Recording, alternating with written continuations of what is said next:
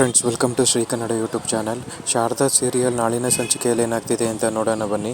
ನೀವೇನಾದರೂ ನಮ್ಮ ಚಾನಲ್ನ ಫಸ್ಟ್ ಟೈಮ್ ನೋಡ್ತಾ ಇದ್ದರೆ ದಯವಿಟ್ಟು ಸಬ್ಸ್ಕ್ರೈಬ್ ಮಾಡ್ಕೊಳ್ಳಿ. ಸಬ್ಸ್ಕ್ರೈಬ್ ಮಾಡ್ಕೊಂಡು ತಪ್ಪದೇ ಬೆಲ್ಲೈಕಾನ್ ಕ್ಲಿಕ್ ಮಾಡಿ. ಶಾರದಾ ಸೀರಿಯಲ್ ತುಂಬ ಚೆನ್ನಾಗಿ ಮೂಡಿ ಬರ್ತಾ ಇದೆ. ರೋಹನ್ ಕಾರಲ್ಲಿ ವೆಯ್ಟ್ ಮಾಡ್ತಾ ಇರ್ತಾನೆ. ಯಾರಿಗೋಸ್ಕರ ವೆಯ್ಟ್ ಮಾಡ್ತಾ ಇದ್ದೀನಿ ಅಂದರೆ ಅಲ್ಲಿ ಇನ್ನೊಂದು ಕಾರ್ ಬಂದು ನಿಂತ್ಕೊಳ್ಳುತ್ತೆ. ಅದರಿಂದ ಜ್ಯೋತಿಕಾ ಬಂದು ಇಳಿತಾಳೆ. ಏನು ಜೋ, ನೀನು ನೋಡಿ ಎಷ್ಟೋ ದಿನ ಆಗೋಯ್ತು ಅಂತ ಹಿಂಗೆ ತಲೆ ಸಾರಿ ಮಾತಾಡ್ಸೋದಕ್ಕೆ ಅಂತ ಹೋಗ್ತಾನೆ. ಈ ನನ್ನ ಮುಟ್ಟೋದೆಲ್ಲ ಇಟ್ಕೊಬೇಡ, ಅದ್ರ ಜೊತೆಗೆ ನನ್ನ ಜೋ ಅಂತಲೂ ಕರೀಬೇಡ. ನನಗೆ ನೀನಂದರೆ ಇಷ್ಟ ಇಲ್ಲ, ನಾನು ನೀನು ಮದುವೆ ಆಗೋದಕ್ಕೆ ಸಾಧ್ಯನೇ ಇಲ್ಲ ಅಂತ ನನಗೆ ತುಂಬ ದಿವಸದಿಂದನೇ ಹೇಳಿದ್ದೆ ಅಲ್ವಾ. ಮತ್ತೆ ಯಾಕೆ ಅವ್ರ ಮನೆಗೆ ಬಂದು ಮಾತಾಡಿದಾಗ ನೀನು ಒಪ್ಕೊಂಡೆ ಮದುವೆ ಆಗೋದಕ್ಕೆ ಇಷ್ಟ ಇಲ್ಲ ಅಂತ ನೀನು ಹೇಳಬೇಕು ತಾನೇ ಅಂತ ಹೇಳ್ತಾ ಇರ್ತಾಳೆ. ಇದೇನು ಜೋ ಈ ಥರ ಮಾತಾಡ್ತಿದ್ಯಾ, ಮನೆಯವರೆಲ್ಲರೂ ನಿನಗೆ ಮದುವೆ ಮಾಡಬೇಕು ಅಂತ ಇದ್ದಾರೆ, ನೀನು ನೋಡಿದ್ರೆ ಈ ಥರ ಮಾತಾಡ್ತಿದ್ಯಲ್ಲ ಅಂತ ಹೇಳ್ತಾನೆ. ಅವಾಗ ನನಗೆ ಮದುವೆ ಇಷ್ಟ ಇಲ್ಲ, ನಾನು ನಿನ್ನ ಮದುವೆ ಆಗೋದಿಲ್ಲ ಅಂತ ಖಡಾಖಂಡಿತವಾಗಿ ಹೇಳ್ಬಿಡ್ತಾಳೆ.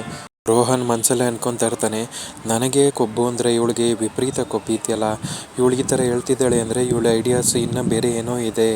ಈ ಶಾರದಾ ಮತ್ತು ಸಿದ್ದು ವಿಷಯದಲ್ಲಿ ಇವಳು ಇನ್ನೂ ಏನೋ ಆಟ ಆಡಬೇಕು ಅಂತ ಅಂದ್ಕೊಂಡಿದ್ದಾಳೆ ಅಂತ ರೋಹನ್ ಅನ್ಕೊತಾ ಇರ್ತಾನೆ.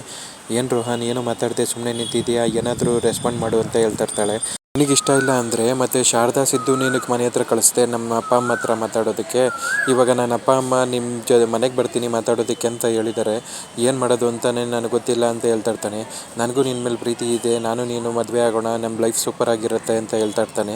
ಆವಾಗ ಈ ಪ್ರೀತಿ ಗೀತಿ ಎಲ್ಲ ಬುಲ್ಶಿಟ್, ಐ ನೆವರ್ ನಾನು ಯಾವತ್ತೂ ಯಾರ ಮೇಲೂ ಪ್ರೀತಿ ಮಾಡೋದಿಲ್ಲ, ನನಗೆ ಯಾವ ಪ್ರೀತಿನೂ ಇಲ್ಲ, ಎಂಥದ್ದು ಇಲ್ಲ, ನನಗೆ ಈ ಮದುವೆ ಬೇಡ ಅಷ್ಟೇ, ನನಗೆ ಈ ಮದುವೆ ಆಫರ್ ನನಗೊಂಚೂರು ಇಷ್ಟ ಇಲ್ಲ ಅಂತ ಹೇಳ್ಬಿಟ್ಟು ಜ್ಯೋತಿಕಾ ಅಲ್ಲಿಂದ ಹೊಂಟೋಗ್ಬಿಡ್ತಾಳೆ. ಅವಾಗ ರೋಹನ್ ಯೋಚನೆ ಮಾಡ್ತಾ ಇರ್ತಾನೆ, ಏನಿದು ಇವಳು ಯಾಕೆ ಈ ಥರ ಆಡ್ತಿದ್ದಾಳೆ ಅಂತ ಯೋಚನೆ ಮಾಡ್ಕೊಂಡು ಅವ್ನು ಹಂಗೆ ನಿಂತಿರ್ತಾನೆ. ಶಾರದಾ ಅಡುಗೆ ಮನೇಲಿ ಕೆಲಸ ಮಾಡ್ತಾ ಇರ್ತಾಳೆ. ಅಲ್ಲಿಗೆ ಜ್ಯೋತಿಕಾ ಬರ್ತಾಳೆ. ಶಾರದಾ, ನನಗೆ ಅವನು ರೋಹನ್ ಒಂಚೂರೂ ಇಷ್ಟ ಇಲ್ಲ, ಅವನ ಬಗ್ಗೆ ನಿಂಗೂ ತುಂಬ ಚೆನ್ನಾಗಿ ಗೊತ್ತು. ಅವನು ಹೆಣ್ಮಕ್ಳ ಜೊತೆ ಯಾವ ಥರ ಅಸಹ್ಯವಾಗಿ ನಡ್ಕೊಂಡಿದ್ದಾನೆ, ಎಷ್ಟೋ ಹೆಣ್ಮಕ್ಳು ಲೈಫಲ್ಲಿ ಆಟಾಡಿದ್ದಾನೆ ಅಂತ ನಿನಗೂ ತುಂಬ ಚೆನ್ನಾಗಿ ಗೊತ್ತು. ಆದರೂ ಈ ಥರ ನನ್ನ ಮದುವೆ ಮಾಡಿಸೋದಕ್ಕೆ ಅಂತ ಏನಕ್ಕೆ ಈ ಥರ ಹೋರಾಡ್ತಾ ಇದೆಯಾ ಅಂತ ಕೇಳ್ತಾಳೆ. ಆವಾಗ ಏನು ಜ್ಯೋತಿಕಾ, ಆ್ಯಕ್ಟಿಂಗ್ ಮಾಡೋದಕ್ಕೆ ನಿನಗೆ ಮಾತ್ರ ಬರೋದು ಅಂತ ಅಂದ್ಕೊಂಡಿದ್ಯಾ, ಆ್ಯಕ್ಟಿಂಗ್ ನಮಗೂ ಮಾಡೋದಕ್ಕೆ ಬರುತ್ತೆ ಅಂತ ಹೇಳ್ತಿರ್ತಾಳೆ. ಏನೇ ಮಾತಾಡ್ತಿದ್ಯಾ ನೀನು ಅಂತ ಕೈ ಎತ್ತಿ ಮಾತಾಡೋದಕ್ಕೆ ಹೋಗ್ತಾಳೆ.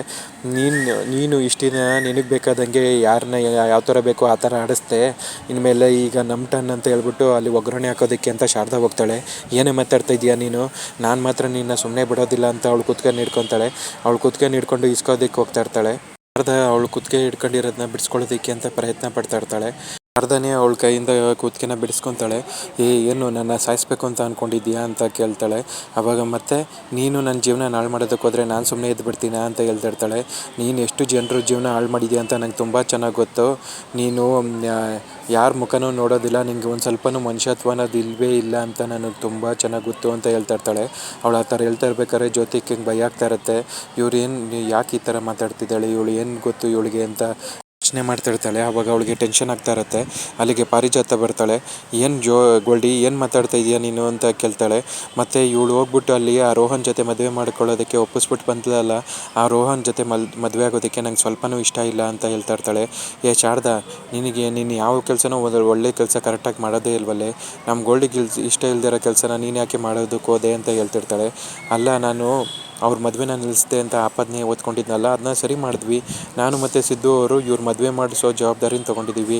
ಮದುವೆನೂ ಕರೆಕ್ಟಾಗಿ ಮಾಡಿಸ್ತೀವಿ, ನಾವು ಮದುವೆ ಮಾಡಿಸ್ತೀವಿ. ಅದು ಹೆಂಗೆ ನೀವು ಇದರಿಂದ ತಪ್ಪಿಸ್ಕೊತೀರಾ, ನಾನು ನೋಡ್ತೀನಿ ಅಂತ ಹೇಳ್ಬಿಟ್ಟು ಶಾರದಾ ಅಲ್ಲಿಂದ ಹೊಂಟೋಗ್ತಾಳೆ. ನೋಡಿದ್ರೆ ಗ್ರಾನಿ, ಇವಳಿಗೆ ಎಷ್ಟೊಂದು ಕೊಬ್ಬಿದೆ. ಆಗ ಪಾರಿಜಾತ ಹೇಳ್ತಾಳೆ, ಇವಳು ನಡ್ಕೊತಾ ಇರೋ ರೀತಿ ನೋಡಿದ್ರೆ ಇವಳಿಗೆ ಯಾವುದೋ ವಿಷಯ ಗೊತ್ತಾಗಿದೆ ಅನಿಸುತ್ತೆ ಗೋಲ್ಡಿ, ಆದರೆ ನಾವು ಆದಷ್ಟು ಬೇಗ ಹುಷಾರಾಗಬೇಕು ಅಂತ ಹೇಳ್ತಿರ್ತಾಳೆ. ಅಯ್ಯೋ, ಅವಳಿಗೆ ಯಾವ ವಿಷಯನಾರ ಗೊತ್ತಾಗಲಿ, ಇವಾಗ ರೋಹನ್ ಮದುವೆ ವಿಷಯದಲ್ಲಿ ತಾತ ಮತ್ತು ಮನೆಯವರೆಲ್ಲರೂ ನನಗೆ ಫೋರ್ಸ್ ಮಾಡ್ತಿದ್ದಾರಲ್ಲ, ಇದರಿಂದ ಹೆಂಗೆ ಆಚೆ ಬರೋದು ಅಂತಲೇ ನನಗೆ ಗೊತ್ತಾಗ್ತಾ ಇಲ್ಲ. ಆ ರೋಹನ್ಗೂ ಹೇಳಿದ್ದೀನಿ, ನನಗೆ ನಿನ್ನ ಮದುವೆ ಆಗೋದಕ್ಕೆ ಇಷ್ಟ ಇಲ್ಲ, ನಿಮ್ಮ ಮನೇಲಿ ಹೇಳ್ಬಿಡು ಅಂತ. ಆ ಇಡಿಯಟ್ ಏನಾರ ಮನೇಲಿ ಹೇಳಿ ಆ ಥರ ಅವ್ರನ್ನ ಅಲ್ಲಿಂದ ಬರೋದನ್ನ ಅಲ್ಲೇ ತಡಿತಾನ, ಅಥವಾ ಅವ್ರು ತಿರ್ಗಾ ಮನೆಗೆ ಬಂದು ರಂಪಾಟ ಮಾಡ್ತಾರೆ, ಏನಾಗುತ್ತೆ ಅಂತ ನಂಗೆ ತಲೆ ಕೆಟ್ಟೋಗ್ತಾ ಇದೆ. ಜ್ಯೋತಿಕಾ ಹೇಳ್ತಾ ಇರ್ತಾಳೆ. ಈಗ ಜ್ಯೋತಿಕಾ ಮತ್ತು ರೋಹನ್ ಮದುವೆ ಆಗುತ್ತಾ, ಏನಾಗುತ್ತೆ ಅಂತ ಕಾದು ನೋಡಬೇಕು ಫ್ರೆಂಡ್ಸ್. ಇಲ್ಲಿಗೆ ಈ ಸಂಚಿಕೆ ಕಂಪ್ಲೀಟ್ ಆಗುತ್ತೆ. ನೀವೇನಾದರೂ ನಮ್ಮ ಚಾನಲ್ನ ಫಸ್ಟ್ ಟೈಮ್ ನೋಡ್ತಾ ಇದ್ದರೆ ದಯವಿಟ್ಟು ಸಬ್ಸ್ಕ್ರೈಬ್ ಮಾಡ್ಕೊಳ್ಳಿ. ಸಬ್ಸ್ಕ್ರೈಬ್ ಮಾಡಿಕೊಂಡು ತಪ್ಪದೇ ಬೆಲ್ ಐಕಾನ್ ಕ್ಲಿಕ್ ಮಾಡಿ. ಜ್ಯೋತಿಕಾ ಮತ್ತು ಪಾರಿಜಾತ ಸೇರಿಕೊಂಡು ಎಷ್ಟು ಮನೆಯಾಳ ಕೆಲಸಗಳನ್ನೆಲ್ಲ ಮಾಡಿದ್ರು. ಈಗ ಸಿದ್ದು ಮತ್ತು ಶಾರದನ ಕಡೆ ಇದೆ ಟೈಮು. ಇವಾಗ ಅವ್ರು ಹಾಕಿರೋ ಈ ಬಲೆಯಿಂದ ಹೆಂಗೆ ಆಚೆ ಬಿಡಿಸ್ಕೊಂಡ್ಬರ್ತಾರೆ. ನೀವು ಅನ್ಯಾಯ ಮೋಸ ಮಾಡ್ದಂಗೆ ಎಲ್ಲ ನಿಮಗೆ ಬೇಕಾದಂಗೆ ಟೈಮ್ ನಡೀತಾ ಇರುತ್ತೆ ಅಂತ ಅಂದ್ಕೊಂಡಿದ್ದೀರಾ. ಅನ್ಯಾಯದ ಕಡೆ ನಡೆದ್ರೂ ಒಂದು ಸತಿ ಸತ್ಯದ ಕಡೆನೂ ಟೈಮ್ ನಡೆಯುತ್ತೆ. ಇವಾಗ ಸತ್ಯದ ಕಾಲ, ನೀವು ಹೆಂಗೆ ಅದರಿಂದ ಬಚಾವಾಗಿ ಬರ್ತೀರಾ ನೋಡೋಣ. ಇದ್ರ ಬಗ್ಗೆ ನಿಮ್ಮ ಒಪಿನಿಯನ್ಸ್ನ ಕಮೆಂಟ್ ಬಾಕ್ಸಲ್ಲಿ ತಿಳಿಸಿ ಫ್ರೆಂಡ್ಸ್. ಮುಂದಿನ ಸಂಚಿಕೆಯೊಂದಿಗೆ ಮತ್ತೆ ಭೇಟಿಯಾಗೋಣ. Thank you.